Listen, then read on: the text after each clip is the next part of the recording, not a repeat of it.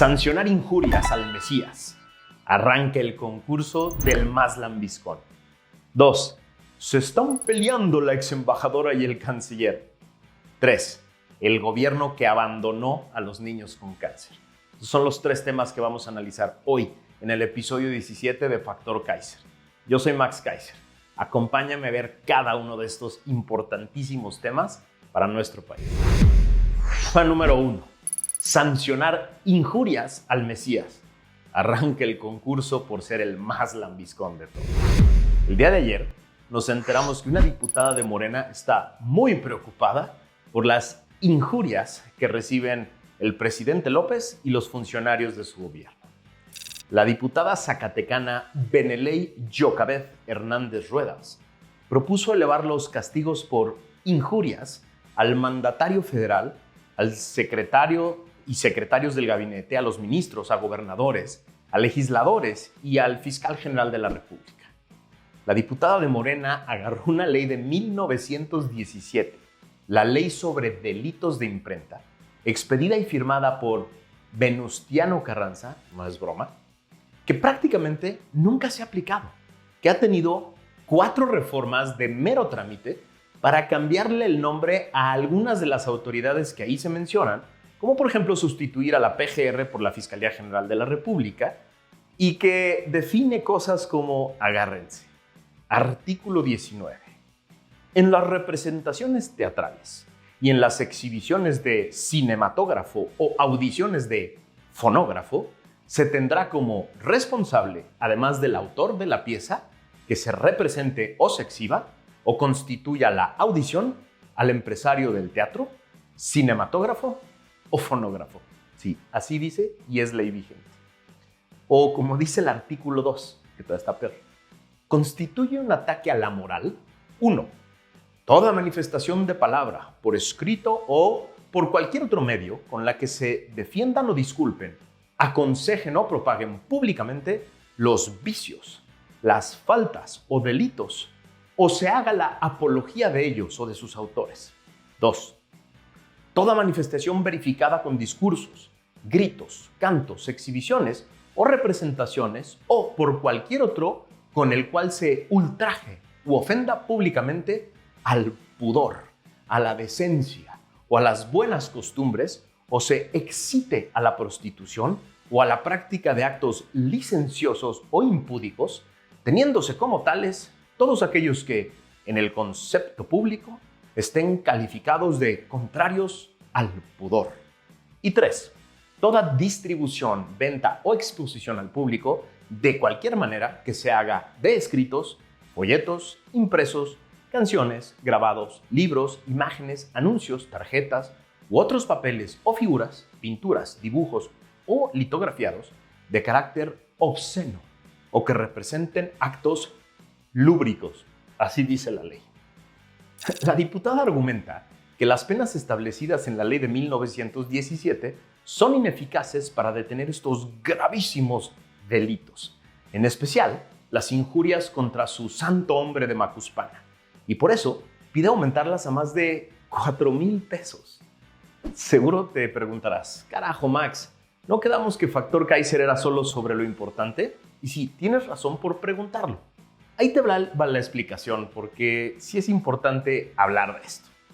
En efecto, esto sería una nota chusca y estúpida, una más, de los cientos de sinsentidos y cosas absurdas que han propuesto diputados de Morena en la Cámara de Diputados. El problema es que ayer la aprobaron en comisiones. No quedó en una simple ocurrencia. Se convirtió en un dictamen porque todos los diputados de Morena y los paleros de sus partidos esclavos ya la aprobaron y pasará al Pleno para su discusión y eventual aprobación. A ver, tengo miedo de que esto se convierta en ley vigente y un día me sancionen a mí por publicar libros como este, que seguro va a ofender al santón de Macuspana y a sus fanáticos. Nah.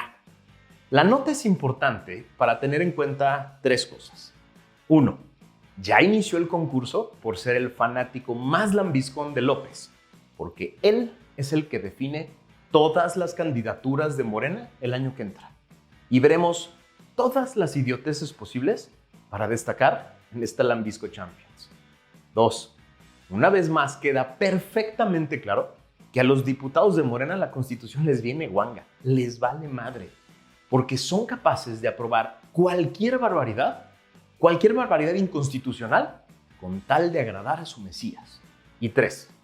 El aspirante a tirano y su fiscal no necesitan más herramientas para golpear la libertad de expresión. Y sí, si esta barbaridad se llegara a aprobar, en lo que llegan los amparos y en lo que te puedes defender, es un nuevo instrumento de presión y de golpear la libertad de expresión. Una nueva forma de hacerlo. Tema número 2. Se están peleando la exembajadora y el canciller. Abro comillas. Está obsesionada conmigo y ha tratado de golpearme y desprestigiarme en todos los lugares que ha podido, dijo ayer Chelito Ebrard, muy indignado, en la mañanera, ahí al lado de su jefe. Vuelvo a abrir comillas y a citar. Es un misógino mentiroso que está muy alterado y solo piensa en ser candidato a la presidencia y en agradar a su jefe, dijo ayer en una entrevista con Carlos Loret, la ex embajadora de México en Estados Unidos, Marta Bárcena. En medio de este pleito hay un tema gravísimo que ya tratamos en un par de episodios de Factor Kaiser, que es el inhumano programa Quédate en México, que Chelito Ebrard negoció a oscuras con el gobierno norteamericano. No solo lo confirma la ex embajadora, sino lo ha presumido en varias ocasiones el expresidente Trump, en tono de burla, y lo describió claramente en su libro Never Give an Inch, Mike Pompeo, el exdirector de la CIA y exsecretario de Estado de la administración de Trump. Pero también, como ya lo hemos platicado en este programa, lo confirman los hechos, los datos duros, es decir, los miles de migrantes detenidos en México por los 20,000 elementos de la Guardia Nacional que fueron dispuestos a esta tarea. Sí, el muro de Trump pagado por México. Ahí están las escenas, ahí están los datos, ahí está la realidad. Traigo el tema de regreso por 3 motivos que me parecen muy interesantes, además del drama migrante. El primero, la imposibilidad absoluta de disentir en este gobierno de cualquier manera. ¿Se imaginan lo peligroso que es un gobierno en el que los expertos y las personas de amplia experiencia en sus temas deben bajar la cabeza y asentir cuando el presidente quiere algo? Sí, señor presidente, lo que usted diga. Un gobierno sin contrapesos internos es un barco a la deriva que se mueve por el capricho de una sola persona. No conozco a la ex embajadora Bárcena, pero recuerdo muy bien cuando la nombraron que recibió todo tipo de elogios de quien la nombró y de la comentocracia afín al presidente entonces. Es una gran diplomática con muchos años de experiencia, lo decían ellos. Ayer, el propio López la tachó de enemigo, o bueno, adversario, corrigió. No solo a ella, sino a León Krause, quien la entrevistó. El mensaje es muy claro para todos los que aún forman parte de este gobierno. Si disientes o criticas, serás brutalmente desterrado. El segundo punto de análisis es lo grave que es tener precandidatos que deben lambisconear al jefe más necio y más soberbio de la historia en lugar de hacer su trabajo. El canciller, en lugar de velar por los más altos intereses de México, hace su trabajo siempre con la angustia de no perder un centímetro de aprecio de quien decidirá hoy sobre la sucesión de Morena. Pero para mí, lo más interesante y lo más importante de todo es lo que dejó plantado ayer la ex embajadora en una pregunta que le hizo Carlos Loret. Si no trae ningún beneficio a México y no hubo recursos de por medio, ¿a cambio de qué se negoció este inhumano programa con la administración Trump? Dejó ayer preguntado esto la ex embajadora. ¿Qué le ofreció Trump al autonombrado gran negociador, a Chelo y a López, a cambio de frenar migrantes en nuestro país? Estas 2 preguntas son fundamentales. Y así como ya nos enteramos de la mitad de esta negociación oscura, estoy seguro que un día conoceremos la otra mitad. Y creo que será muy indignante y muy vergonzoso para los involucrados. Tema número 3. El gobierno que abandonó a los niños con cáncer. Así será recordado. Hoy, 15 de febrero, es el Día Internacional contra el Cáncer Infantil. Y no es un día de fiesta. Es un día de reflexión, de hacer conciencia, de generar empatía y de mover a la solidaridad. Me imagino muy pocos dramas más difíciles de vivir que el de un padre al que un día le avisan que su pequeño o pequeño tiene cáncer. No puedo ni siquiera dimensionar lo que eso significa. En las democracias desarrolladas, de las que hemos hablado en este programa, los sistemas de salud pública ponen especial atención en la salud de los niños.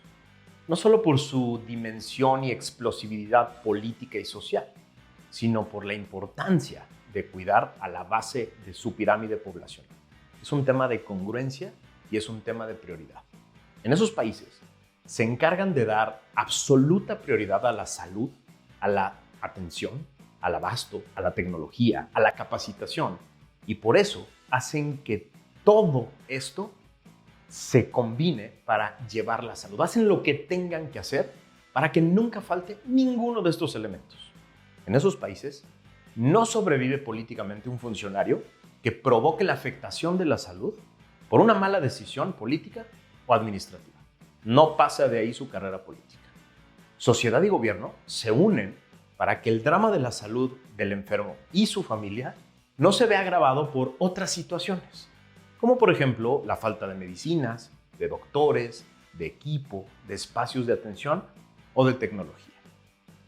En México es muy diferente.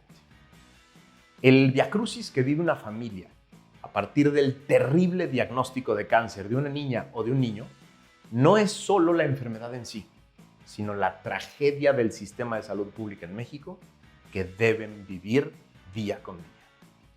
Ahí te van algunos datos generales, no solo para el tema de cáncer, sino para todos los padecimientos. Según la organización Cero Desabasto, solo en el IMSS, en los años 2021 y 2022, se dejaron de surtir 33 millones de recetas. Sí, 33 millones de pacientes a los que un médico del IMSS les recetaba algo, no obtenían del instituto su medicina y tenían que ver cómo se las arreglaban. 33 millones. Ya hablamos en 2 episodios de Factor Kaiser de las causas del desabasto provocadas por este gobierno. Este desabasto de medicinas pega de manera muy especial a los niños con cáncer. Por eso lo traigo de vuelta. Según me han explicado doctores especialistas y quienes dirigen a organizaciones para atender a niños con cáncer y a sus familias, los tratamientos de esta enfermedad son muy complejos y muy delicados y se llevan a través de protocolos muy estrictos que no aceptan un usted disculpe, no hay esa medicina o mire, se la cambiamos por esta otra que viene de la India o de China o de Argentina. Se parecen. No, estos tratamientos no aceptan esos pretextos. Y eso es justo lo que ha pasado en miles de casos, que no conozco de oídas, sino de testimonios directos. Son niños y niñas mexicanos, con nombre y apellido. Hoy me pasaron el dato de que el gobierno está comprando, por ejemplo, mercaptopurina, un tratamiento de leucemia aguda muy complejo, a una farmacéutica argentina, sin licencia sanitaria, por adjudicación directa y más cara de la que antes compraba, que sí tenía registro sanitario. ¿Cuántas veces ha hecho esto el gobierno? ¿Con cuántas medicinas y con cuántos tratamientos para tapar el desastre que provocaron? Esto es solo un ejemplo. Pero la tragedia no es solo en medicinas. Me confirman las organizaciones que atienden a niños y a sus familias que hoy conseguir una radioterapia es un milagro. Las familias tienen que viajar muy lejos para conseguir una máquina que sí sirva y esperar mucho tiempo para que les toque a ellos.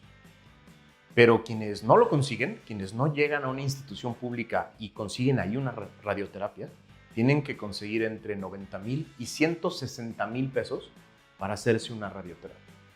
¿Te imaginas lo que eso significa para una familia en situación de pobreza?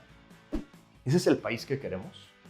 ¿Estamos tranquilos con vivir en ese país que abandona a sus niños con cáncer porque no nos ha tocado? ¿O porque no podemos pagar un seguro privado para evitar este desastre? En el caso de que a ti te toque, ¿estás tranquilo porque tú sí lo puedes pagar?